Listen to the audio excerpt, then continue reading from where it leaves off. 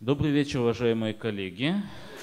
Мы начинаем неочередную, как раз внеочередную лекцию цикла публичной лекции polit.world. А как это у нас случается?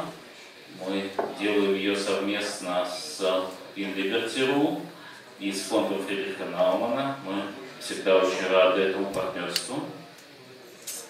Наш сегодняшний гость – научный обозреватель журнала Рональд Бейли. Тема звучит как «Развитие технологий, возможности и проблемы». В общем, тема кажется достаточно очевидная, с одной стороны. Нас регулярно то пугают технологиями, то пытаются уповать на них во всех вопросах. Более того, людей, которые получают, естественно, научное образование, нередко еще на уровне вуза мучают разнообразными биоэтиками и подобной мутью. Впрочем, кто-то считает это серьезными проблемами. Я надеюсь, что о чем-то подобном мы сегодня поговорим. Разумеется, о серьезной части этих вопросов и о том, действительно серьезны ли они. Регламент у нас традиционный. Сначала, собственно, лекционная часть, выступление Рональда. А затем можно будет задавать вопросы, выступать с какими-то короткими репликами. И, как всегда, стенограмма нашего сегодняшнего вечера будет опубликована, равно как будет опубликовано видео. Сейчас идет, насколько я понимаю, онлайн-трансляция нашей лекции. Пожалуйста, Рональд.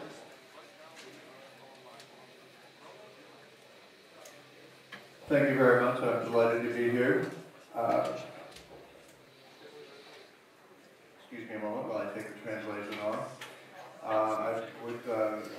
This is my first trip to Moscow, my first trip to Russia. It's been very exciting so far. I do want to thank the Naumann Foundation for enabling me to come here, as well as inliberty.ru, and of course polit.world for hosting this event. I'm delighted that so many of you come out this evening, and why don't you all move forward? I don't bite. A little bit about me first. I am a journalist. I work for the magazine in the United States, a political magazine called Reason. It is a magazine which has a point of view, and that point of view is basically in favor of free markets, very strongly so, and also in favor of civil liberties. We have the good fortune of being one of the more popular magazines, political magazines in the United States. Our website, for example, gets about 3 million unique visitors every month. So we have some small influence in the political debates in the United States at this point. But that's not what I'm going to be talking about today. The title of the talk is Transhumanism, the Most Dangerous Idea. But first, before we continue, what I would like to do is take a moment to remember a friend of mine who worked here in Moscow up until 2004. His name was Paul Petlikov. He was the editor of Forbes Russia. I used to work for Forbes magazine, and I've become a friend and colleague of Paul. And he was murdered on July 9, 2004, here in Moscow. He was shot 4 times on the street and died for his reporting. And I miss him, and I think his memory should be honored. Now, to the talk directly. When I was doing a little research on the topic of transhumanism in the context of Russia, one of the things that I had not met before I came across was a group of thinkers in the 19th century, early 20th century, called the Russian cosmists. And Nikolai Fedorovich, my Russian is not so good, advocated radical life extension, physical immortality, and even the resurrection of the dead using scientific methods. And in fact, what you'll find is, in modern transhumanism today, these things are still carried on. There are lots of people who are hoping for life extension first, that basically be able to come up with technological ways of increasing healthy lifespan. Perhaps eventually, maybe not immortality, but how shall we say, you get to decide when you want to die. And with regard to something like the resurrection of the dead, there is a movement in the United States called cryonics. where basically what you do is you freeze yourself in the temperature of liquid nitrogen and hope that at some future time the technology will be able to bring you back to life. Когда-нибудь в будущем технология будет развита до такой степени, что их воскресят из мертвых, и до тех пор они там долежат. И с этой точки зрения космисты уже тогда думали о трансгуманизме, когда еще слова-то такого не было. Но почему я эту лекцию называл самой опасной идеей человечества? Вот этот человек Фрэнсис Фукуяма, очень известный американский мыслитель, и он недавно написал книгу «Конец истории», которая в свое время, в конце 90-х годов, наняла немного шуму. Тогда ему эта книга зачитывались все политики, и, собственно, на ней строилась некоторая наша международная политика. И вот ему задали вопрос, в том числе, какие идеи, если они разовьются, будут представлять собой величайшую угрозу благополучию человечества. И он ответил: трансгуманизм. Почему? Потому что трансгуманизм говорит о, цитата, не менее чем об освобождении человеческой расы от своих биологических цепей. И это, по его мнению, очень плохо. Получается, что конца истории никакого-то нет. Потому что история, собственно, продолжается, и трансгуманизм, если разовьется, он продолжит историю. Он, правда, потом написал другую книгу «Будущее без человечества», где он действительно критикует очень жестко идеи трансгуманистов. Итак, что такое вкратце трансгуманизм?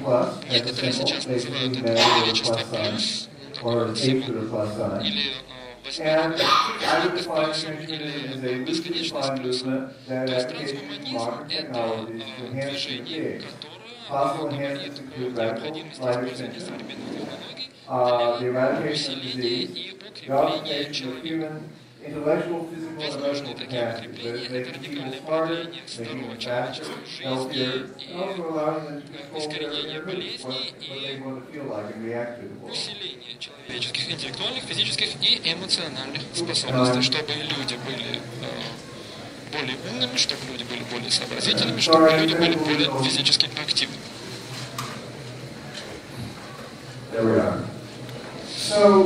И один из лидирующих критиков трансгуманизма в биополитике, вот это вот этот человек, Джон Ривкин, который об этом пишет в Соединенных Штатах уже достаточно давно. Он такой левый политик. Он написал статью вместе с Биллом Кристаллом, одним из биоконсерваторов, где он говорит следующее. Биотехнологическая эра принесет с собой совершенно иное созвездие политических воззрений и социальных сил, так же, как это сделала индустриальная эра. Нынешние дебаты вокруг клонирования человеческих эмбрионов и стволовых клеток уже разбивают старые альянсы и категории. Это начало новой биополитики. Я бы сказал, что в первой половине 21 века вокруг этих технологий крутиться будет очень много чего в политике. Не только биотехнологии, но инфотехнологии, нанотехнологии и другие технологии, поскольку они очень сильно меняют то, как мы живем, и вообще меняют всю форму нашей жизни. Те люди, которые считают себя трансгуманистами, также называют себя технопрогрессорами. И они политически оппозиционны людям, которые называют себя биоконсерваторами. Причем биоконсерваторы бывают левые, и биоконсерваторы бывают правые. Правда, они говорят, в принципе, одно и то же. Вот это вот, собственно, цитата из Билла Кибана, очень большой он эколог в Соединенных Штатах, и он написал книгу, которая называется «Хватит», в которой критикует трансгуманизм как социальный культур. И он говорит: я считаю, что генетический инжиниринг, производимый над нашими детьми, будет самым плохим выбором, который человек может когда-то сделать. Почему он об этом говорит? Мы к этому вернемся. А вот это вот наш критик с правого фронта. Это Леон Гасс, который был председателем при Джордже Буше Совета по биоэтике. Это были люди, которые определяли всю биоэтику в стране. И он говорил следующее. Мы наблюдаем эрозию и, может быть, окончательное разрушение самой мысли о том, что человек — это нечто благородное, божественное, сделанное по образу и подобию Божия и драгоценное. И мы наблюдаем замену всего этого взглядами на то, что человек, как и природа, это еще одна категория сырья для манипуляции и гомогенизации. То есть он считает, что трансгуманизм бьет человеческую честь, человеческое достоинство. Я, например, считаю, что он, наоборот, возвысит человеческое достоинство, но к этому мы еще придем. Итак, в основном сейчас главная тема — это внематочная искусственная беременность, зачатие детей в пробирке и иные искусственные способы оплодотворения и размножения. В Великобритании и в Соединенных Штатах вообще идут споры уже достаточно давно, можно ли вообще зачинать детей в пробирке, и что этих детей не будут так любить и тому подобное. И, в принципе, можно сказать, что да, это может быть при неправильном обращении неправильно понято и неправильно сделано. И в Великобритании в 1979 году был рожден первый ребенок из пробирки. Это был здоровый ребенок, он до сих пор жив, и с тех пор с использованием оплодотворения инвитро родилось 3 миллиона детей. То есть, и при этом есть люди, которые говорят, что это плохо. Тем более речь идет не только об этом, но и о новых. Например, мы сейчас видим, что есть люди, которые зачинают детей в пробирке. Мы знаем людей, которые дают свою сперму и свои яичники для зачатия здоровых детей. И, кроме того, есть люди, которые выбирают конкретную какую-то сперму, чтобы впрыснуть ее в яичник. И мы знаем, что есть еще и такая практика, как трансфер ooцитов в цитоплазму. Это то, что может скорректировать наследственные заболевания. И 10% всех детей, которые рождаются в пробирке в Соединенных Штатах, используют преимплантационную генетическую диагностику. То есть они являются здоровыми, при том, что их родители были больными. Итак, что такое вот эта преимплантационная генетическая диагностика?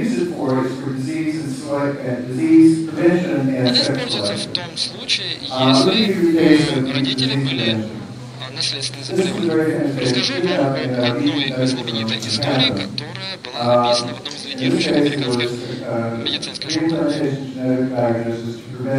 И это был преимплантационный генетический диагноз, который дал возможность родить здорового ребенка от больных родителей. Здесь речь идет о женщине по профессии генетики, которая в 30 лет, в общем, узнала про себя страшно. В ее семье из поколения в поколение передавалась болезнь Альцгеймера, и ее отец, собственно, умер в 42 года от болезни Альцгеймера. И когда она принимала уже решение сделать себе ПГД, у нее отец и два брата уже были диагностированы с болезнью Альцгеймера и тоже, собственно, должны были умереть к 40 годам. И она с мужем решила, что она передаст свои яичники, когда они начнется овуляция в специальную базу, где ее оплодотворят спермой мужа, и они потом будут проверять эмбрионы на наличие или отсутствие гена болезни Альцгеймера. Альцгеймер — это генетическое заболевание. И затем они уже ведут в матку ей только те эмбрионы, у которых этих генов нет. И она родила девочку, которая была здорова, и с тех пор у него появился еще больше. И здесь было очень много споров, как это можно выбирать или не выбирать. То есть один из аргументов был такой, что ты знаешь, что тебе к 40 годам все равно умирать. Ну как, зачем детей-то вообще заводить? На новый аргумент, по-моему. И вот до сих пор сейчас идут эти споры относительно того, принимать решение или нет. И что как-то влияет на человеческие ценности. Моя позиция такая, что человек сам лучше всех знает свои ценности и имеет право принимать решения. Вот еще одна, кстати, история британская. У них в Британии есть специальная организация управления по оплодотворению человека и эмбрионов. И вот данный случай — это судебное дело. Вот это вот управление против Чарли Уитакера. У Чарли Уитакера была парциальная красноклеточная аплазия, страшное совершенно заболевание, и его не спасало даже переливание крови каждые 2 недели. Ему нужно было переливать кровь, и это только лишь продлевало ему жизнь. И его родители попросили так называемого спасения от брата. То есть берутся, опять же, яичники его матери, берется сперма его отца, и эмбрионы тоже после оплодотворения проверяются на наличие заболевания. И после того, как рождается ребенок, берется костный мозг его брата, у которого этого заболевания нет, и переносится уже ребенку, чтобы избавить его от этого заболевания. И британское управление по оплодотворению и эмбриологии отказалось это делать, отказалось это разрешать, потому что по британским законам это невозможно. К счастью, у этих людей были деньги, и они отправились в Соединенные Штаты, вот в ту же самую Чикагскую клинику, где работает героиня моего предыдущего рассказа. Они использовали ПГД. У них появился еще один ребенок, и ему пересадили костный мозг, здоровый костный мозг, и сейчас он живет и здоров. И вот здесь, опять же, то, что я могу сказать, общество не должно принимать никаких решений относительно человека, относительно его здоровья, относительно жизни самого человека и членов его семьи. Следующая тема – это стволовые клетки человеческих эмбрионов.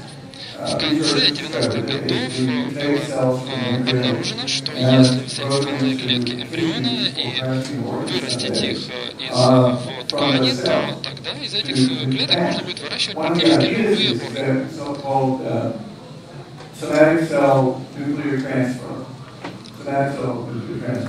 Одна из идей, которая развивается в этом направлении, это перенос ядра соматических клеток.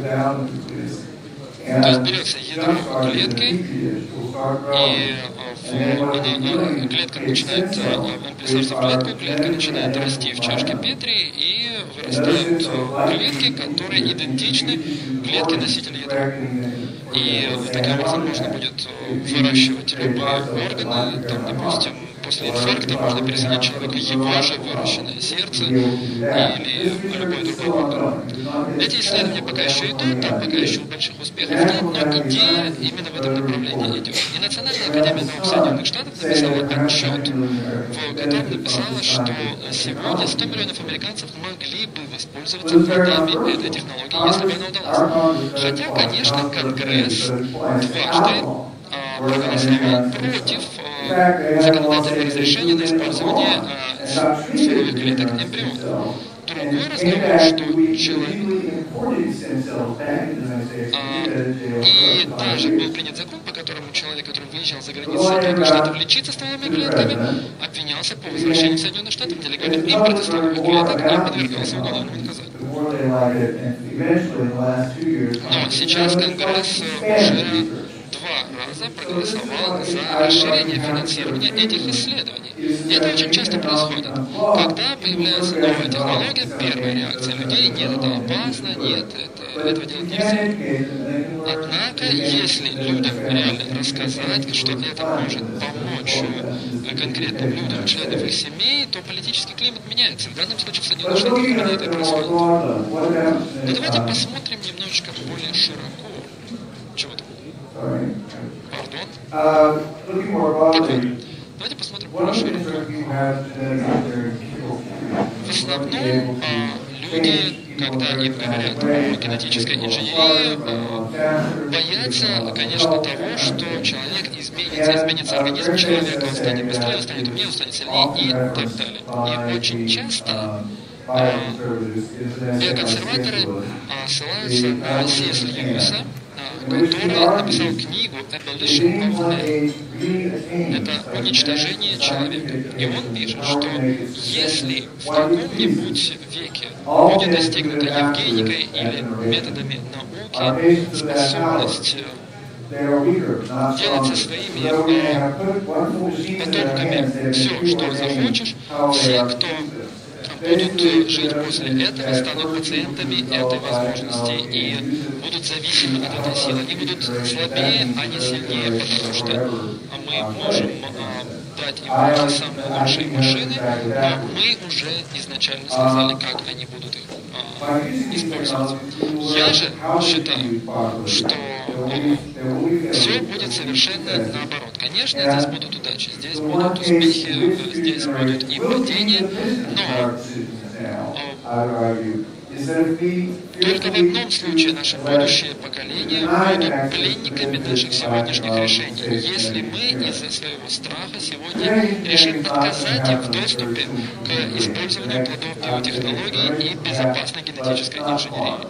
Может быть, это случится не завтра, может быть, это случится не скоро, но в любом случае нельзя отказывать будущим поколениям в доступе к этому. У них будет больше информации, чем у нас, и пусть они сами решают, насколько это безопасно и насколько это правильно.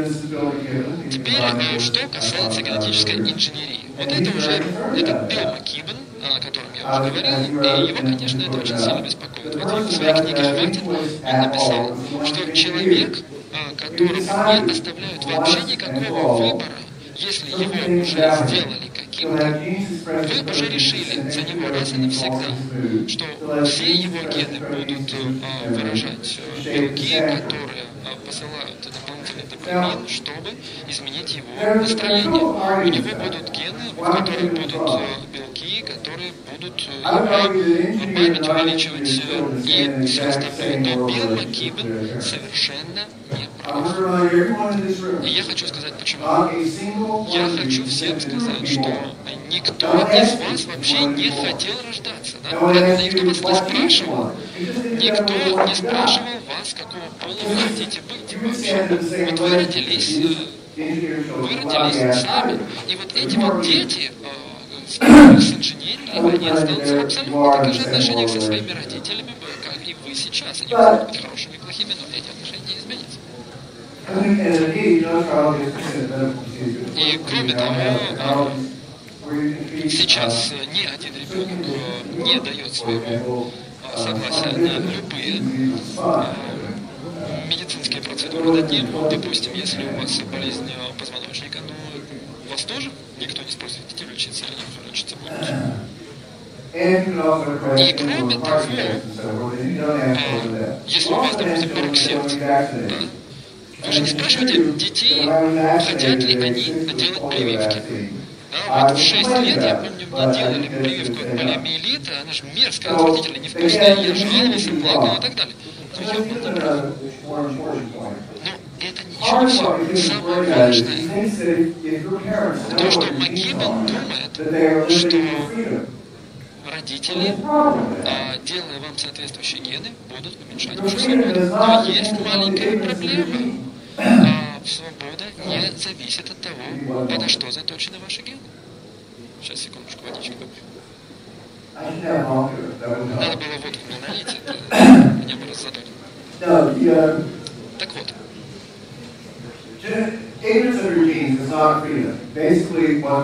Делание генов уже происходит то, что вы, допустим, можете генетический тест пройти, и вы узнаете о своих генах такое, что вообще никогда не знали. То есть незнание своих генов – это не есть некая форма свободы. Так вот, существуют ли разумные причины предполагать, что люди будут согласны на такое физическое расширение? Ну, допустим, если бы вас спросили, а хочешь ты, чтобы твой IQ был на 40 пунктов выше, вы бы что ответили? Нет, я хочу остаться дураком. Или родители бы сказали, а хочешь гарантию, что у тебя будет рак? Нет, я хочу всегда бояться рака, ответили бы, да? Или вы ответили бы нет на какой-нибудь подобный предложение? То, что родители делают для своих детей, это то, что помогает детям. Это то, что дает им дополнительные возможности в жизни, то, что дает им дополнительную свободу. Поэтому можно предполагать, что дети не будут протестовать против предложений родителей сделать им вот такое расширение сознания тела. И это максимизирует выбор, а не ограничит его. Правда, есть еще и более социальная критика. Это опять Фрэнсис Фукуяма. И это, опять же, правая критика биотехнологий. И он говорит, что первой жертвой трансгуманизма станет равенство. Если мы начнем трансформировать себя во что-то очень сильное, очень большое, каких прав будут, извините, пожалуйста, требовать эти усиленные существа и какими правами они будут обладать по сравнению с теми, кто останется без этих усилений расширений. Что касается, в общем, тех богатых, которые сделают себе за гены, они будут просто контролировать весь мир, и даже больше, чем сейчас. И есть еще одна версия этого же самого, от Марси Тарновски, она глава Центра генетика и генетики Society Калифорнийского университета, и тоже очень влиятельный человек в этом сообществе. Техноевгеника говорит нам, что если мы до сих пор еще надеемся на равенство и солидарность среди людей, чтобы мы забыли об этом, биотехнология сделает так, что неравенство будет записано в человеческом геноме. Вот эти люди думают, что гены как-то направляют вашу жизнь. Но сейчас гены уже действуют по указке Бога. Не ум действует по указке генов сейчас. Это сейчас, когда мы знаем свой геном. Итак, первое, что скорее всего произойдет, что люди будут узнавать своих генов постепенно, и не будет этих людей X, которые сразу завтра у нас появятся. Люди, каждое новое поколение будет чуть-чуть более умным, чуть-чуть более сильным, чуть-чуть более здоровым, чуть-чуть лучше будет принимать решения, и у людей не будет такого разделения на класс сверхчеловеков и всех остальных.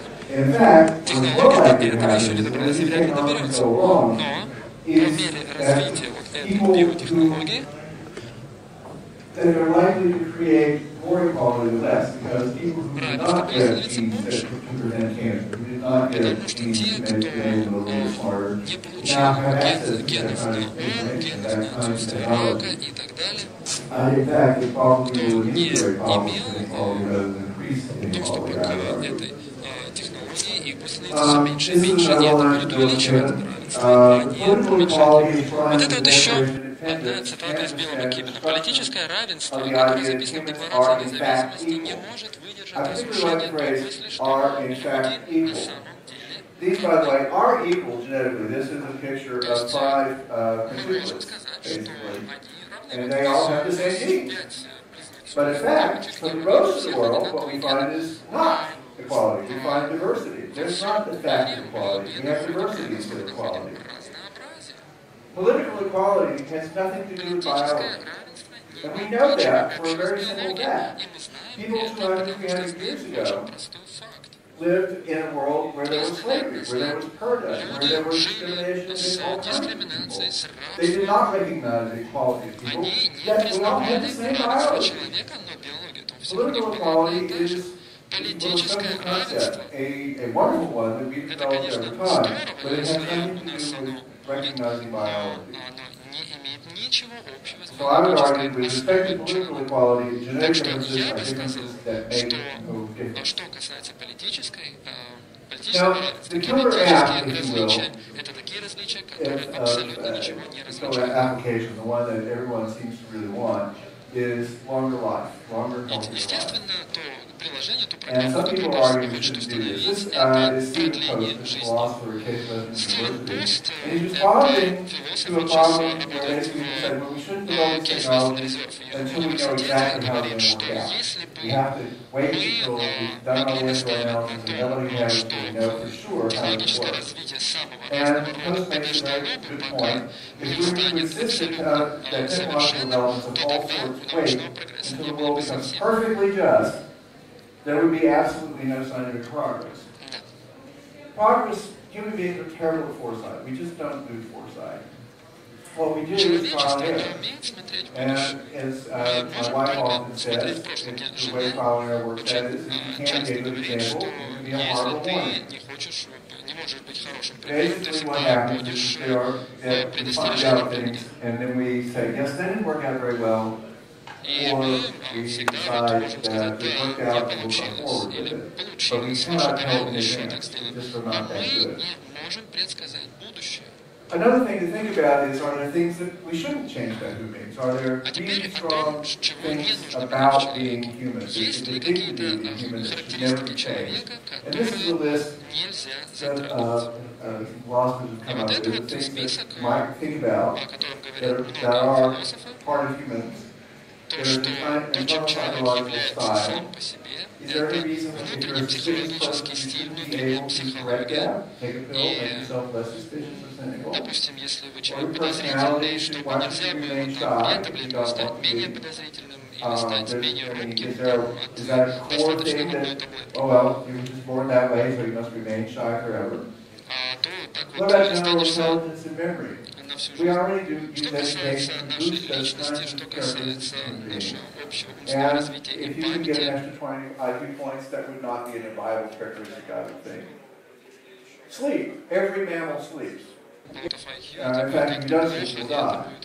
плохо, это будет как-то. Каждое живое существо спит. И, в общем, нужно ли спать? Это вопрос из того же разряда, что нужно ли быть мужчиной или женщиной. Да, следующее, это пол, мужчины и женщины. А вот следующий пункт, посмотрите, быть, в общем, членом нашего вида, то есть быть представителем вида Homo sapiens. Можно, конечно, в эмбрион запихнуть еще две дополнительных хромосомы с огромными генетическими улучшениями, и вот этот человек, у него будет 48 хромосом, и он, соответственно, не будет представителем рода человеческого в том виде, в каком он есть сейчас. И если у нас будет 48 хромосом, а не 46 хромосом, то если у этих людей будут дети, то почему бы и не признать их тоже людьми, хотя, может быть, они не будут Homo sapiens. Ну и, наконец, нормальное старение. Все живые существа умирают. Должны ли умирать мы? Я бы сказал, что нет. Вот первая технология такая, это электронная татуировка. Ее изобрел наноинженер Майкл Макалпайн из Принстонского университета. На руку, на предплечье наносится татуировка, и здесь указывается уровень глюкозы, уровень артериального давления, а в будущем там будет и другая медицинская информация. И вот эти технологии все можно вживлять в тело, и свои человеческие функции организм может контролировать с использованием этих технологий. Сегодня в фармацевтике уже есть препараты, которые дают вам возможность долго не спать, долго бодрствовать. hyperactive reading disorders, and they say, please, I'd like to have that. И есть в Соединенных Штатах достаточно много людей, которые, в общем, это принимают по необходимости. И сейчас еще развивается много технологий, какие-то из них выживут, какие-то нет. Теперь вакцина от рака. Только на этой неделе об этом было сказано. 5 пациентов, у которых была лейкемия, они взяли вот эти вот иммунные клетки у этих людей, врачи, и их переделали так, что они узнавали раковые клетки и убивали раковые клетки. Вот один пациент просто умирал, и после того, как он получил вакцину, всего через неделю он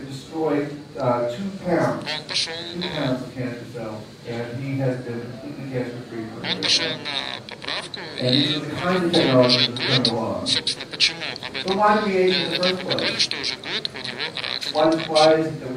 А теперь давайте зададим себе вопрос по поводу возраста, почему вообще мы стареем.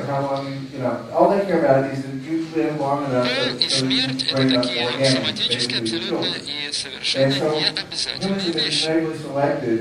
Люди подверглись генетическому отбору, естественному генетическому отбору на жизнь в течение 40 лет, и после этого человек начинает увядать. То есть репродуктивный возраст заканчивается, и все. В принципе, естественному отбору совершенно не нужно, чтобы вы и дальше жили. Здесь самое главное — это митохондрия. Митохондрия есть в каждой клетке нашей клетки, там сотни митохондрий. Это источник энергии, и, в общем, как все источники энергии, они со временем ломаются. И вот в качестве опытов были сделаны сумасшедшее количество митохондрий, мутировавшие мыши, и они очень быстро начинали стареть. Совершенно, соответственно, если митохондрий будет больше, то люди будут стареть медленнее. Еще одна вещь в этом направлении — это ограничение калорий. Если мышам давать 2/3 от того, что они хотят, они живут на 25% дольше обычных мышей. Они, конечно, будут худенькие, но проживут дольше. У меня есть друзья, которые сидят на диете, они там все взвешивают, в ресторан с ними идешь, они все взвешивают, все подсчитывают, и все они очень худые. Им всегда холодно, они мерзнут. Они постоянно сидят на подушечках, потому как, понимаете, сидеть на подушечках им надо. Но они надеются, что на 25% дольше проживут. Да,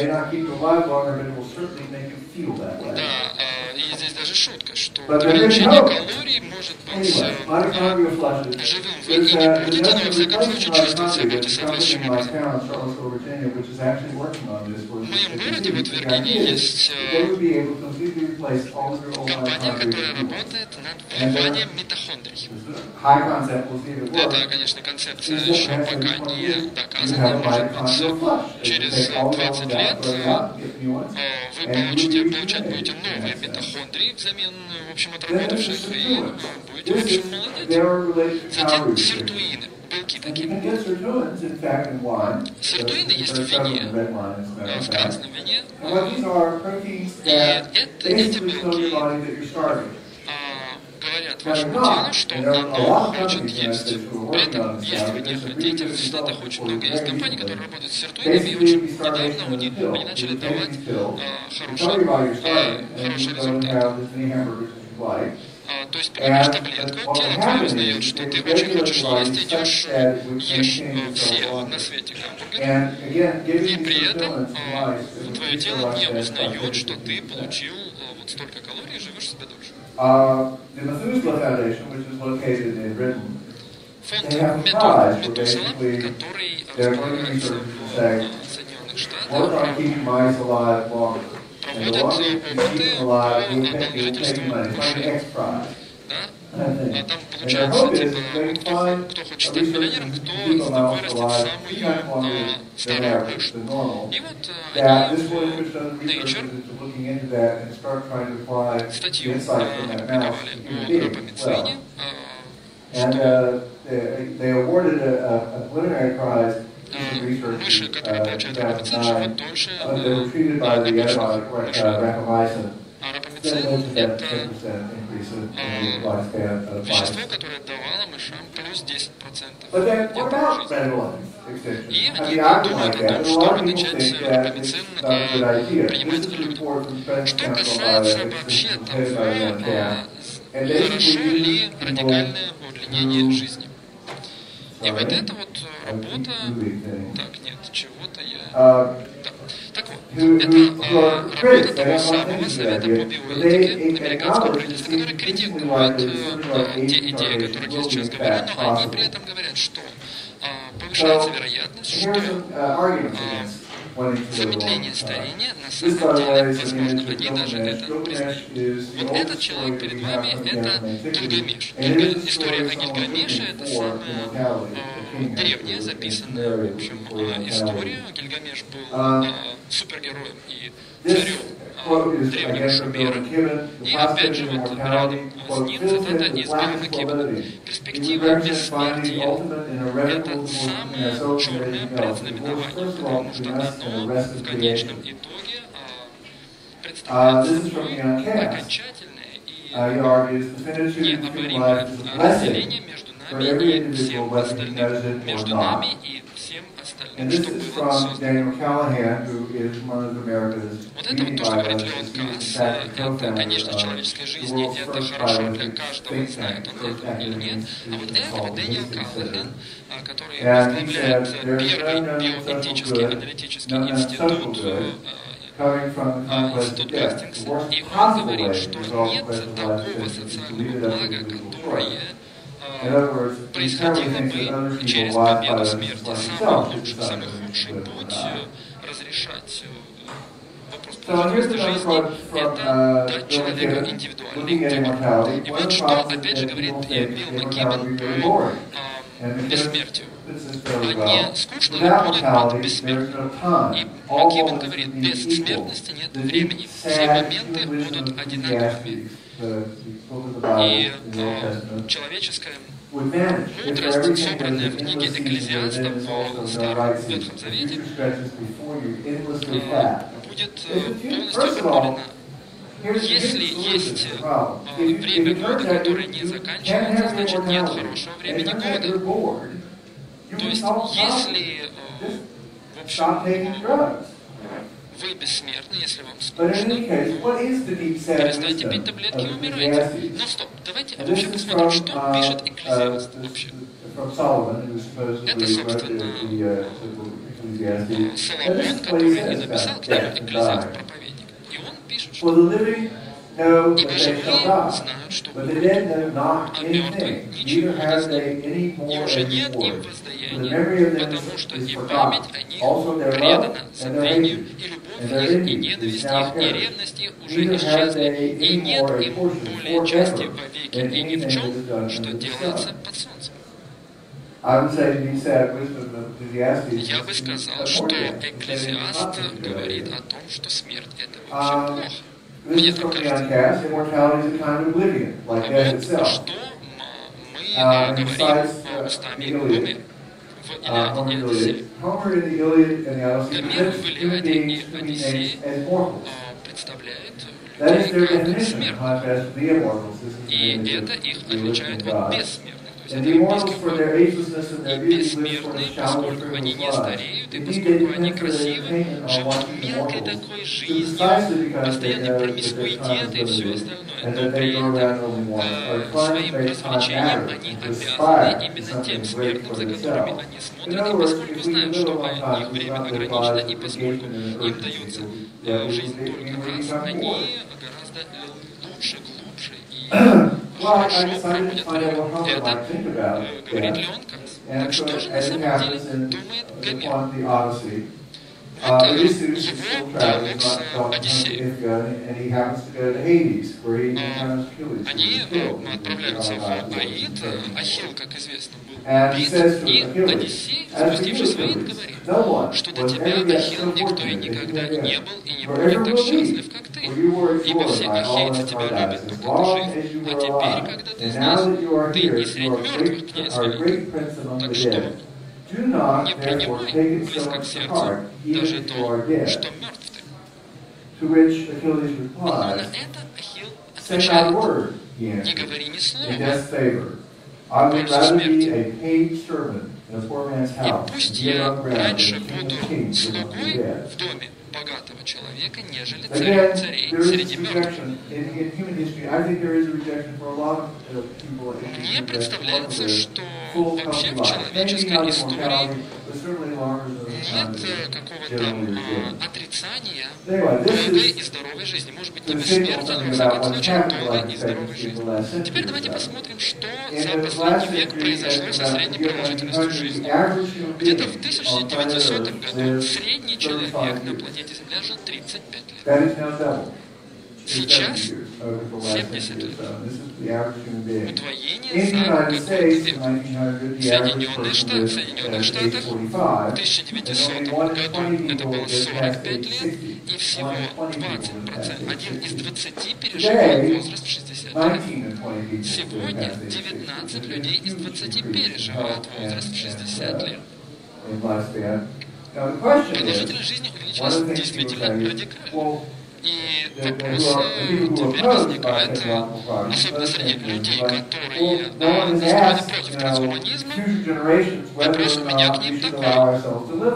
Никто ведь не спрашивает будущее поколение, хотят ли они жить дольше. Но они живут. И ваши дедушки с бабушками вас тоже не спрашивали, хотите ли вы пожить дольше, чем они. Но никто же не против. Не нужно решать за будущее поколение. Нужно решать за тех, это мне так кажется, кто сейчас с нами и кого должно быть сейчас хорошо. Конечно, существуют определенные проблемы социального характера. Во-первых, если все будут принимать там соответствующие препараты, все, может быть, останутся старыми на более долгий срок, без зубов, там все дряхлые и так далее. Но на самом деле речь идет не о том, чтобы дольше быть старым, на самом деле речь идет о том, чтобы дольше быть молодым.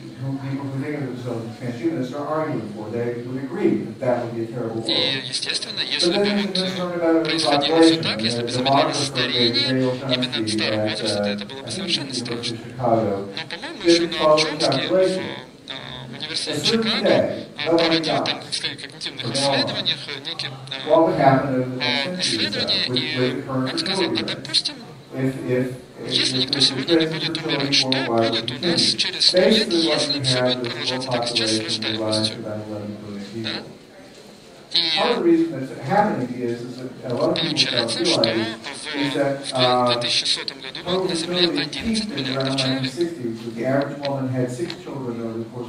1860-х годах средняя женщина рожала 6 детей. Сегодня, сейчас 2,4, и вскоре это средний показатель по всей Земле, вскоре он упадет ниже размеров воспроизводства. По-английски есть еще такой синдром, называется greedy geezers, жадные старперы. То есть это старые сейчас, они доминируют в политической системе, вообще рулят и порулить комсомольцам не дают. И одна из проблем заключается в том, что старых профессоров невозможно сместить со своих должностей, чтобы пришли там молодые, это в научном мире это есть. Но это, в общем, в университетах проблемы, в корпорациях такой проблемы нет, насколько я понимаю. Но сейчас как раз молодые люди в основном и рулят. Билл Гейтс основал Microsoft, когда ему было 20, Dell основал компанию Dell Computers, когда ему было 19, а Сергей Брин, Ларри Пейджер, по-моему, там по 22 было, когда они основали Google.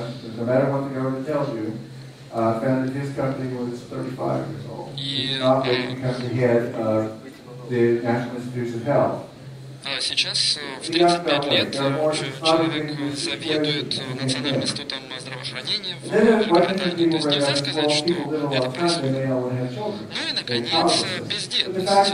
Чем дольше люди будут жить, тем меньше вероятность, что они будут иметь детей. Но в любом обществе, где люди живут долго, количество детей сокращается. И количество детей сократится в любом случае. Так что я не думаю, что это будет сильно зависеть от того, сколько люди живут. Я бы сказал, что если бы у вас было 150 лет, то у вас были бы обязательно дети, только вы бы сами решили, когда, и технология вам помогла бы в этом. Вот здесь вот, ну я просто вам это показываю, можете это дело не читать. Я хочу вам просто показать, что с точки зрения легальности биотехнологий все уже достаточно хорошо. Например, по яичникам человека можно ли уже сейчас проводить исследования, в частности? Можно ли передавать по наследству генетический код? Можно ли делать преимплантационный генетический диагноз? Можно ли репродуцировать человека клонирование? Можно ли осуществлять медицинское клонирование? Можно ли выбирать пол ребенка? Можно ли использовать суррогатных матерей? То есть платить другим матерям, чтобы они вынашивали детей. И вы видите, что самое частотное слово здесь prohibited, запрещено. Но, например, в России здесь разрешено исследование эмбрионов, но не разрешено клонирование. Это нет, удивительно. Но в остальном здесь политически все достаточно свободная. Единственная страна, у которой есть национальная политика по этому поводу, и она все-таки запретительна, это Соединенные Штаты. И вот у них, здесь правда не видно, но там внизу, они запретили все исследования со стволовыми клетками. Вот это вот еще карта, это вот Центральная Европа, Германия, здесь самые нелиберальные политики по стволовым клеткам. И Россия, в общем, как Испания, Бельгия, в определенной мере Англия и Швеция попадают в группу таких более-менее свободных стран. Ну, все, я, собственно, закончил. Хотелось бы действительно послушать вопросы, потому что, собственно, здесь говорить должны слушатели. Дорогие, вот хотел бы закончить двумя картинами Марка Шагала. Вот первая картина — это древо познания.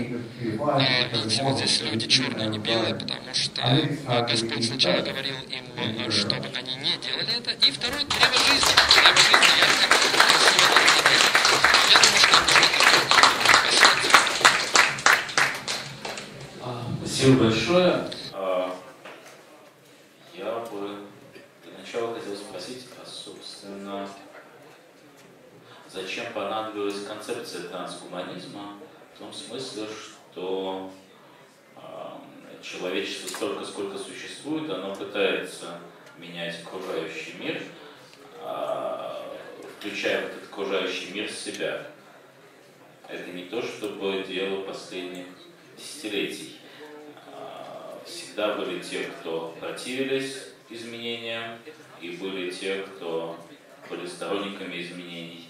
Что здесь качественно, то есть как бы что нам дает некоторая такая концептуализация трансгуманизма, точнее чего-то, как именно трансгуманизма.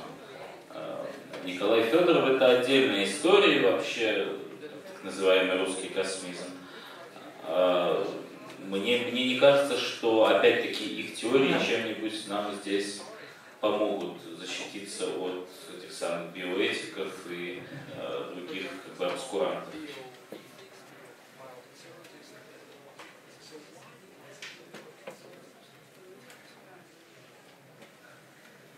That's a very good question. Thank you very much.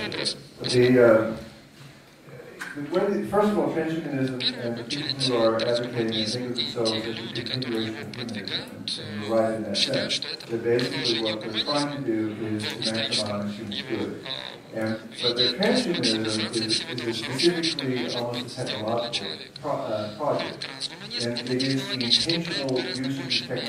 Это намеренное, осознанное использование новых технологий для того, чтобы выйти на такие рубежи, где человек еще не был. Физические способности, умственные способности, быстрота силы, должны превосходить то, что у человека когда-либо было. Жить здоровее, жить дольше, чем когда-либо раньше. Те, кто называют себя трансгуманистами, они продвигают эти технологии в политическом сообществе, в научном сообществе. Именно поэтому я так много цитат дал из людей, которые абсолютно против этого. И Билл, и Фрэнк предлагают законы, которые останавливают вообще исследования взаимотехнологий. И с политической, и с технологической точки зрения они отделяют трансгуманизм от прогресса. Но я согласен, что нужно быть абсолютно законный. Да, это все было не раньше. Но очень важно то, что всегда действительно было сопротивление перемен. Всегда было такое, что меня очень сильно повернули в журналисты. Вообще, вид очень консервативные люди. И мне это объясняли вот так. Когда, в общем, еще в Африке все люди жили и как-то эволюционировали, если вы слышали шорох в кустах, и вы понимали, что это ветер, а это был лев, который постоянно шарахался от куста, потому что там всегда. Львы, они всегда, и это вот есть консервативно. То есть мы, в общем, потомки консерваторов, мы не потомки оптимистов, естественно, и не потомки авантюристов. Obviously, we've been able to overcome that to some extent, at least in history, but there is this resistance to change, and what I would like to be able to do is to create a social order that allows people who don't want to change not to do it. Don't change the technology. Don't use the technology. Don't apply it to family. But be tolerant and allow other people to try them out and use them for their benefit. And perhaps also for their failure.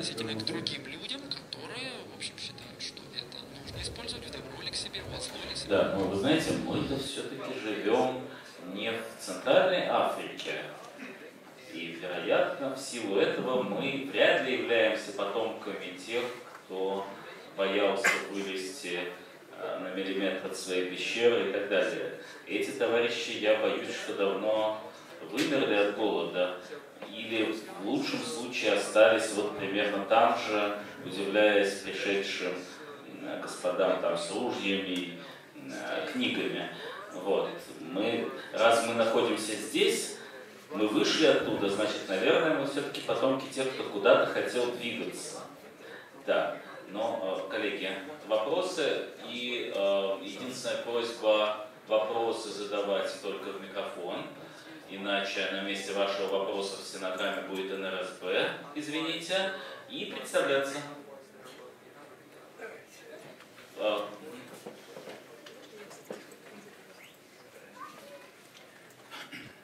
Байков Марк Васильевич.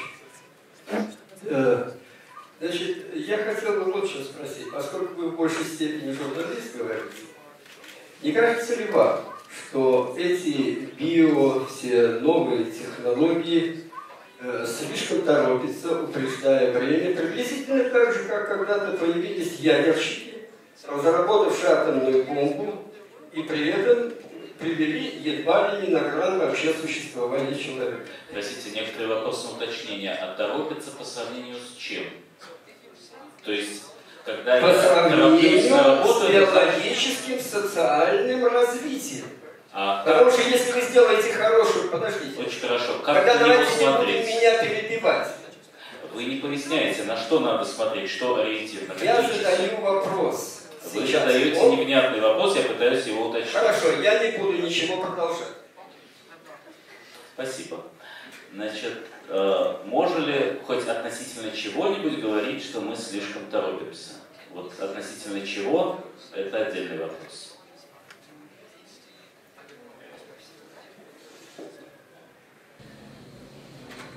that's exactly the argument, and И that's вот where именно об этом нам biopolitics comes говорят. in. There И are вот здесь certainly people who начинается believe that биополитика. there are Есть люди, ways that которые we're moving считают, too что fast in this действительно regard. мы торопимся, The что problem движемся вперед is слишком that быстро. there's no way to judge whether it's too Но hasty or проблема not. как Right раз now, заключается в том, что there непонятно, are, что быстро, что медленно.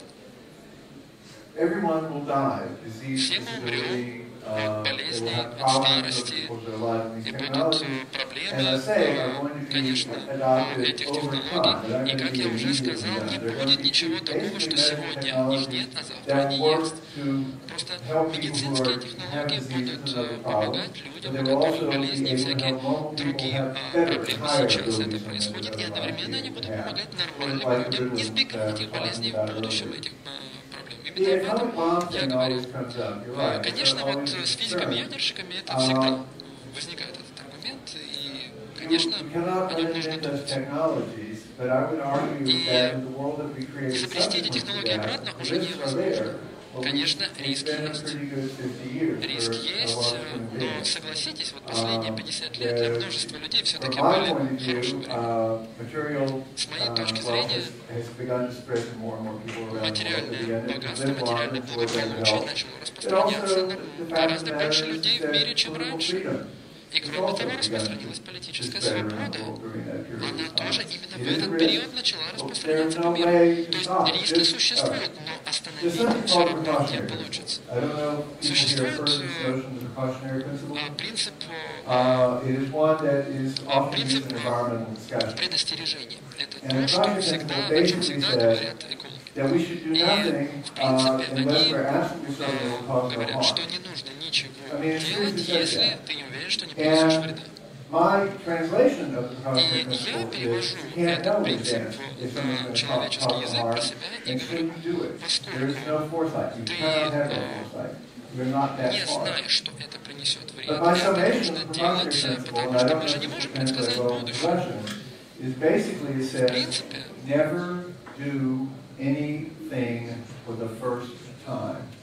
вот эти люди говорят, никогда ничего не делай в первый раз. Вот, может быть, и вы это же продвигаете, никогда ничего не делайте в первый раз. Спасибо, да. Надо сказать, что если последовательно держаться этого принципа, то никогда ничего не надо делать не только в первый раз, но также во второй и в третий, потому что кто знает, к чему приведет каждый следующий шаг. Так, еще, да. Суслова Мария Иосифовна, у меня такой вопрос. Вот вы подчеркнули, я уже даже и раньше слышала о том, что политическое неравенство не зависит от генов. Вот у меня что, вопрос, что уже проведены какие-то исчерпывающие исследования, уже все это на 100% известно и понятно, или может оказываться, что как раз политическое неравенство, оно зависит от генов, и новые какие-то технологии приведут еще большему неравенству, а наоборот не уравняют людей. Спасибо.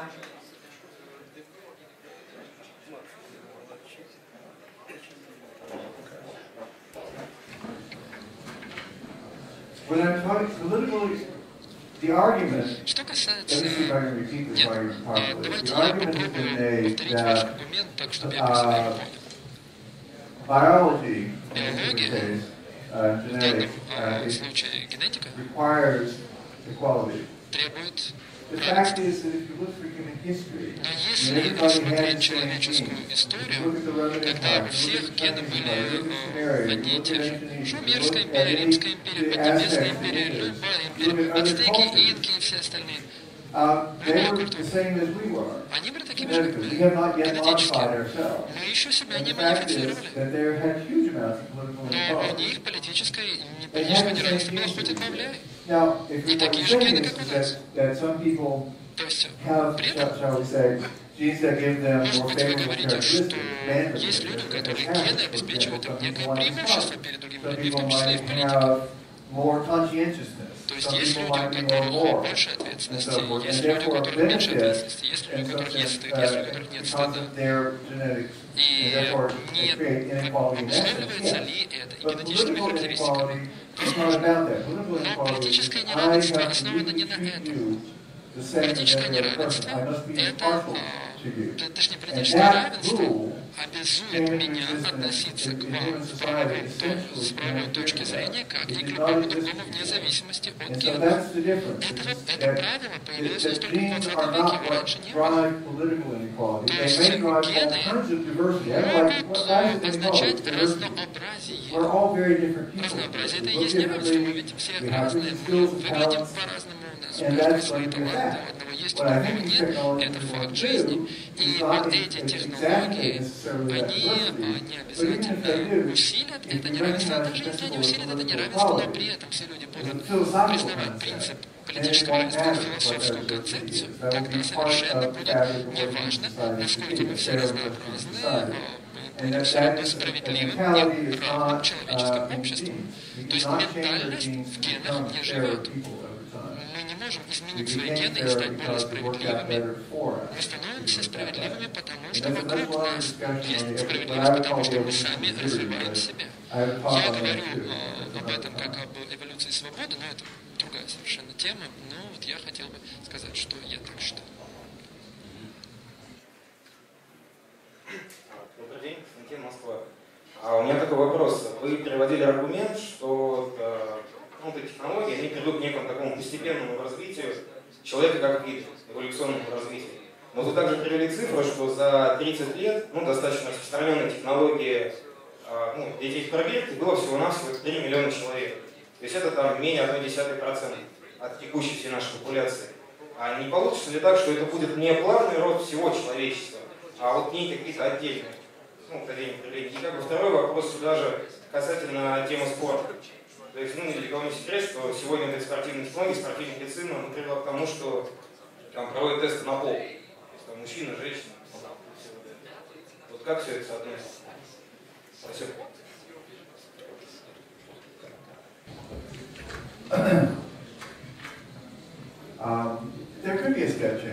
Конечно, качественные перемены могут произойти, может быть такое развитие технологий, которое мы сейчас даже не предвидим. И люди, с которыми я общаюсь, ученые, с которыми я общаюсь, не отрицают это. Это одна из вероятностей. То есть есть один такой институт поиска будущих технологий, и они институт искусственного интеллекта. И они пытаются создать компьютер, который будет самообучаться, который будет думать быстрее, чем любой человек когда-либо. И вот они думают, что этот искусственный интеллект будет иметь достаточно способностей, чтобы подгрести под себя весь мир. Вот они в Сан-Франциско сидят, им эту штуку изобретают. И они хотят сделать так, чтобы этот искусственный интеллект был дружественным нам. Если он все-таки пробудится в жизни, вот это будет качественное изменение. И они, собственно, так и называются, это Singularity Institute. То есть существует такая вот метафора горизонт в черной дыре. Горизонт в черной дыре в невидении. Соответственно, если этот искусственный интеллект будет создан, вы просто не будете знать, к чему это приведет. И примерно то же самое и биотехнологии. Есть люди, которые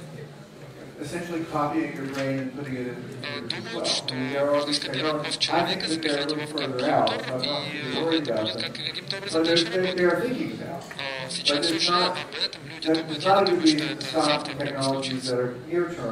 Конечно, существует опасность, связанная с этим, но это не причина останавливать технологии, которые, если дадут выхлоп, то дадут в далеком будущем. В любом случае, если вы попытаетесь запретить создавать, например, искусственный интеллект, как вы будете следить за тем, чтобы он действительно не изобретался? Как вы остановите этих людей? Самое главное, чтобы мы все друг друга видели, чтобы мы отслеживали все шаги, которые мы предпринимаем, чтобы никто не предал эти технологии. Теперь, что касается спортсменов. Я вот говорю то, что в Штатах никому не нравится. Я говорю, слушайте, давайте спорта будет двое. генно-модифицированные, люди будут сражаться там между собой. Сейчас, допустим, на стероидах это генно-модифицированные люди, и будут, в общем, те, кто не модифицирован. Дело в том, что правила спортивные, они же, в общем, были Господом Богом. Мы сами себе придумали историю, мы сами себе придумали футбол. И, допустим, возьмите вы две команды модифицированных футболистов и, в общем, посмотрите, кто из них лучше модифицирован. Да? Поэтому мне кажется, что публике это понравится. Я, конечно, могу быть неправ, давайте поживем и увидим, я думаю. Секундочку, продолжение немножко последнего вопроса. Ну, скорее реплика.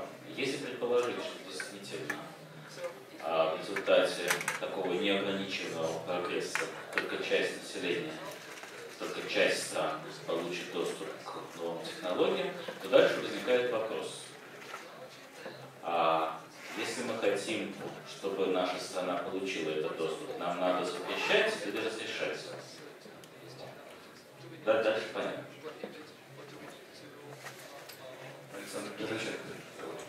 У меня вопрос тут такой. Я, собственно, вначале объясню, как я понимаю то, что я здесь услышал.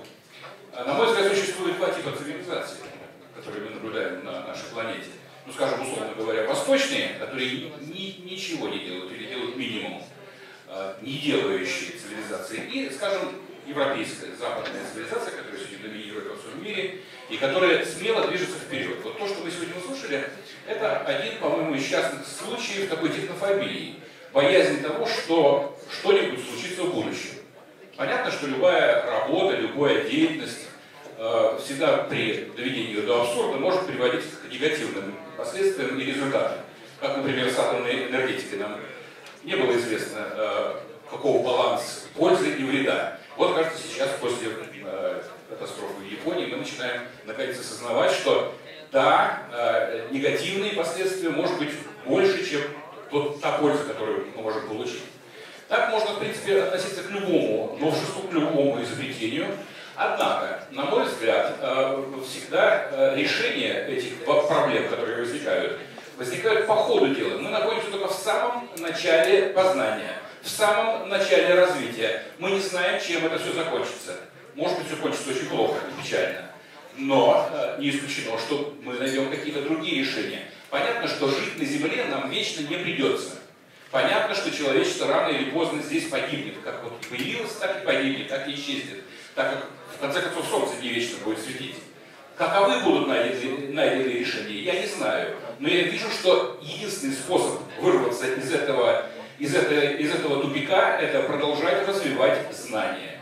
Что из этого получится? Свободный дух по Федорову какой-нибудь, который улетит в космос, там, пользуясь остатками солнечной энергии. Или что-то еще, не знаю. Но бояться техники, по-моему, не стоит. Все проблемы разум в состоянии преодолеть. Это, можно понять как воззвание. И, с другой стороны, я вот хотел еще услышать ответ на такой вопрос. Я понял из вашей речи, что те люди, которые слишком населяют собой эту планету, должны чувствовать какой-то комплекс вины из-за того, что вот нас слишком много, мы живем слишком долго, слишком много, а ресурсов на планете ограниченное количество, и жить от этого становится на планете все труднее и хуже. Но ведь смотрите, от того, что цивилизация развивается, например, от того, что изобрели в Европе антибиотики, численность населения в Африке, в Азии и в других малоразвитых странах, которые имеют очень маленькое отношение к изобретению этих вещей, и у них не спрашивали, хотят они плодиться в таком количестве, как они сейчас плодятся.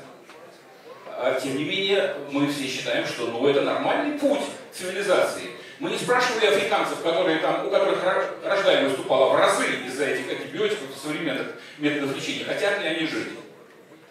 Вот и современная медицина делает то же самое с нами, со всеми. И вот перед вами сидит экземпляр, я на себя показываю. Человек, у которого 6 лет тому назад нашли рак, лимфому. С этим раком живут обычно полгода. Затем меня лечили вот теми самыми препаратами, о которых вы говорили. Иммунные препараты на основе генно-модифицированных мышиных белков.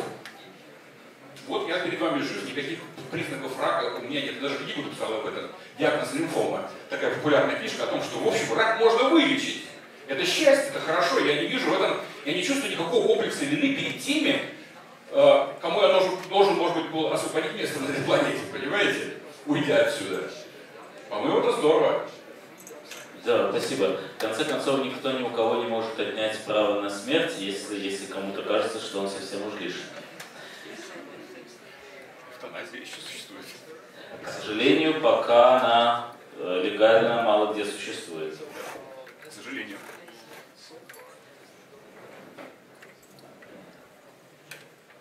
So that's a lot of commentary, and I'm not sure I understood exactly. I'm afraid I was misunderstood. I don't think anyone should feel guilty about being alive under any circumstances. There's a lot of different ways to look at this. One of the things, if you look at the future of the world, one of the things to look at is the value is created not by using necessarily more stuff. If you look at the history of the last half century, is that there was almost triple the population, and yet we're using the same amount of farmland to feed them, and they got more food than they had before. Technology works in those ways as well. The United States, a company that came up with, I don't know how they had occasions to do this, but basically they've calculated that the actual weight of the U.S. economy, the actual weight, how much stuff is in it, is the same today as it was in 1946. Yes, we are a double population, and we have more than 4 times per capita wealth. Value is not more stuff, that's stuff more wisely. And that's, in a certain extent, you're right that resources are infinite, but human creativity is not. Yeah, resources are not infinite, but human creativity has infinite. That will solve a lot of problems. I think we're creating that. I'm a little puzzled by your comments on Africa. One of the things I'm very interested in population issue. I'm writing a book doing a chapter on that. And one of the things that has been some recent research by some anthropologists at the University of Michigan, for example, this has a lot of things taught by you, is that in every society where women that believe that they're going to live past age 60, every society where women think they're going to live past age 60 are the low replacement fertility societies. People have to live children if they know they're going to live long. What they do is, instead of having more children in order to make sure some of them live, they start investing more of their time in raising higher quality, more educated children. And this is just seems to be a fact that is that by saying this is very significant. If you look at the United States population, for example, they come out of they're generally following the low trend. And if the low trend is the trend we're about to experience, unfortunately, more population will pop out as that age таким же, какой он есть сейчас, то в середине века мы стабилизируемся на уровне 8-9 миллиардов лет. Я надеюсь, что не будет жить дольше, что этого не произойдет, но...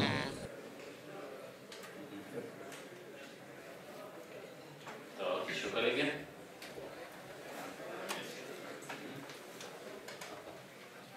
Иванов Егор, Либертарианская партия России. First of all, Ronald, thanks for your presentation. Finally, I saw it. Презентацию, наконец-то я ее увидел, вчера мне не очень повезло, а вопрос у меня такой. Вы свой доклад начали вот с рассказа о семье, которая была больна Альцгеймером.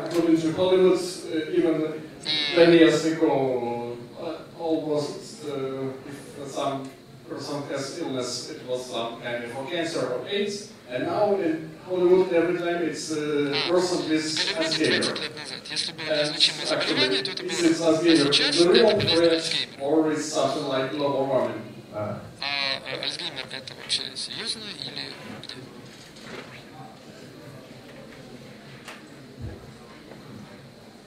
The real threat is global warming. I don't know how the politics of that work out here. I have, as a reporter, attended 7 UN climate change meetings. или все-таки это глобальное потепление? Я, собственно, 25 лет назад уже занимаюсь этими вопросами. И в 1992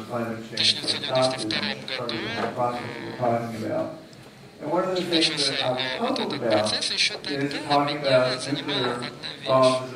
Говорили там вот о ядерных бомбах, и это действительно проблема, но с другой стороны Фукусима, что не проблема. Если глобальное потепление это проблема, то нужно двигаться в направлении этого. И сейчас приходится с этим жить, потому что сейчас возобновляемых технологий нет. Я говорил с вице-премьером Индии, и он мне сказал: слушай, у меня сейчас у половины людей нет электричества, и электричество я должен им дать. Соответственно, проблемы будут всегда. Единственное, что человеческий разум должен эти проблемы как-то решать. Сейчас одно из двух решений – это атомная энергетика. Честно говоря, я не знаю, как эта проблема будет решаться, но она должна решаться, но мы, собственно, не для этого собрались, чтобы подсказывать эти решения.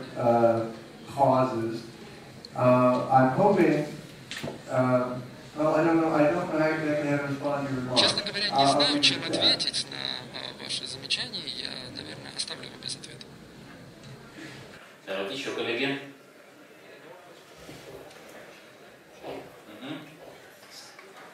Там кто-то есть? Я не вижу. Потому что здесь есть журналист. Саша?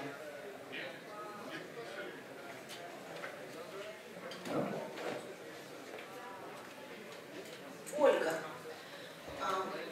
я хотела бы задать вопрос, поскольку не очень знакома с вашей биографией. И вот как вы пришли к тому, чтобы стать журналистом, освещающим процессы Проблемы науки. Проблемы науки, информационных технологий. И имеете ли вы какое-то специальное научное образование или наоборот вы журналист?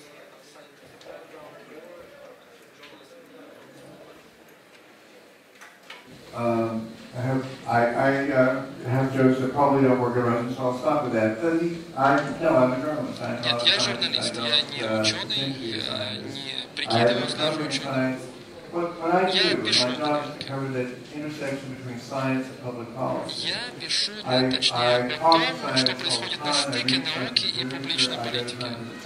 Я постоянно посещаю съезды, ученых конференции, я читаю научные труды. Моя задача – это рассказывать обществу о научных трудах, которые возникают, о научных направлениях. И, кроме того, я пишу и рассказываю о дебатах, которые происходят на стыке публичной политики и науки. Потому что общество имеет право об этом знать. Я не ученый. Я написал книгу 5 лет назад, называется Deliberation Biology, где я встаю на позицию людей, которые надеются на новую биотехнологическую революцию, и там я тоже защищаю использование генетически модифицированных организмов, которые против этого очень многие выступают. Но я, в принципе, по образованию не ученый. Спасибо. Спасибо. Еще вопросы были?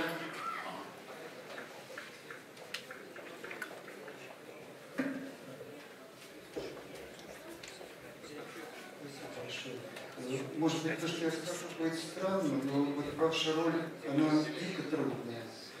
И, судя по всему, вот мне нравится, как вы с ней справляетесь, хотя победа здесь не будет чистой. И вот почему? Сколько я помню, всегда в роли генетика, всегда человечеством вызывает какие-то эпидемии, то есть всегда чем-то пугает. Причем через 3 года мы уже не помним, что было раньше. Очень серьезную роль в преодолении сыграл Джеймс Ватсон, но вот чем это кончилось известно. Вот. А я хочу сказать вот что. Мне ваша лекция очень понравилась, оставила какое-то благожелательное ощущение, но есть одно замечание, которое не то что противоречит сказанному вами, а как-то переворачивает взгляд. Дело в том, что человеческий геном устроен так, что все, что вы говорите, все происходит. И вы будете смеяться или посчитаете меня профанатором, но самый сильный генетический инструмент генетической инженерии, фактически генетическое оружие, это просто телевизор. Можно делать все, что угодно. Это связано с тем, буквально пару слов я закончу, это связано с тем, что некоторые формы организмов на Земле имеют так называемую оперативную или факультативную, еще называют, компоненту в геноме. Это машина для превентивных катастроф. В этом смысле представление о консервативности человека не совсем верно или просто неверно, потому что консервативная компонента, она действительно обеспечивает общую способность, и она действительно очень консервативна. А по оперативной компоненте, даже от тех видов, у которых она есть в природе, она есть не всех, даже у близких дрозофилов, устроен по-разному, только человек отличается от всех подобных видов тем, что у него катастрофы включаются превентивно в ответ на такие перемены в костной среде, которые катастрофического режима для выживания не требуют, как сказал один из наших крупнейших профессионалистов Владимир Красилов, просто ради чувства постоянного обновления. Спасибо вам за ваше время. Прошу прощения, а при чем здесь телевизор? Он вызывает в популяции такие изменения, то есть можно манипулировать информационным потоком. Нет. Манипулируя информационным потоком, можно вызывать... Мы меняем геном человека? А у нас есть инструменты, которые на это реагируют. Да, понятно. Просто информация. Спасибо. A couple of questions, a Здесь couple пара of responses to that. и, соответственно, пара ответов с моей стороны.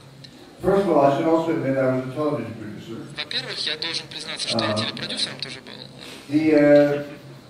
The way that I understand genes, and this is from talking to people like Мое понимание генов, я, собственно, с генетиками общался, в том числе с учеными из Оксфорда. Гены — это машины, которые принимают информацию из внешней среды и формируют ответ на эту информацию.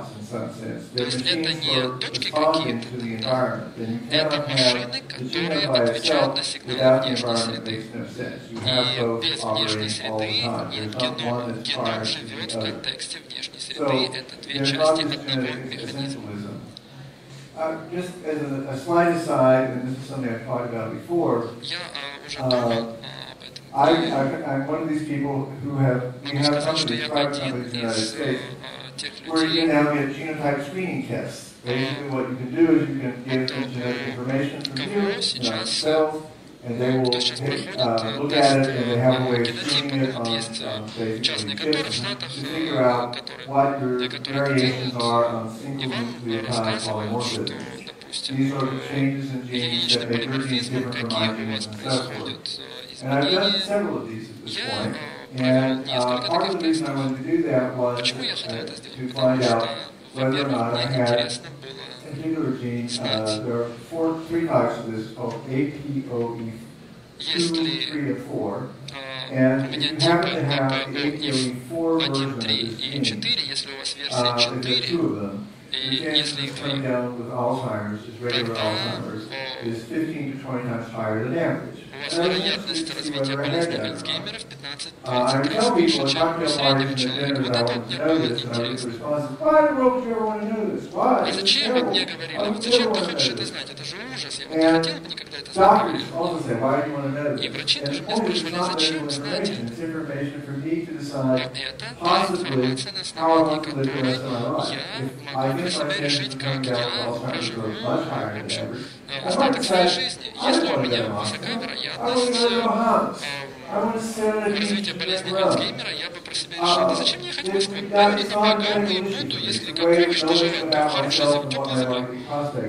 То есть знать свои перспективы, знать, что ты можешь делать со своим будущим, это и есть ценность информации.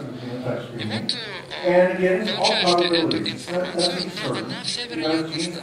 Там не детерминистская информация, потому что гены — это вероятностные машины. Там очень много еще неизвестно. Но я знаю, например, какой у меня риск инфаркта. Я знаю очень хорошо, что мне нужно прекращать курить. Я раньше курил по 1,5-2 пачки в день, и у меня вот нашли такую комбинацию генов, что она сильно увеличивает шансы на развитие раковых опухолей, если ее удовлетворить. То есть информация ценная, на самом деле нет, она не стопроцентная, естественно. Но тоже сказать, что она не помогает. И я написал несколько статей, описывая свой опыт, и можете пойти в интернет и and look up and say, yeah, well, it turns out, by the way, I have genes that predispose me to enjoying vodka a bit too much. So basically, this is not scary stuff, I don't think. I think it's going to be useful for the future. Я думаю, что это будет полезно в будущем. Я не испугался этого. Теперь, что касается телевидения и манипуляции, проблемы заключается, очень большая проблема, заключается в том, что чтение книги, чтение информации с экрана, чтение журнала, разговоры с людьми — это все манипуляция, это все информация, и телевизор — это один из каналов поступления информации. И когда привыкаешь к телевидению, все равно фильтруешь то, что происходит. Я видел очень большое количество исследований по телевидению, и говорят, что люди в Соединенных Штатах становятся более склонными к насилию, если смотрят телевидение или если играют в видеоигры. Но сейчас уровень насильственных преступлений снизился за последние 2 десятилетия в Штатах на 2/3. То есть есть нечто, что люди говорят, потому что это что-то новое, они об этом беспокоятся, и им кажется, что других каких-то слабых людей это каким-то образом ослабит и как-то подвержет уязвимости. Они-то все знают. Их-то не проведешь. Спасибо за вопрос. Я должен поблагодарить нашего сегодняшнего гостя.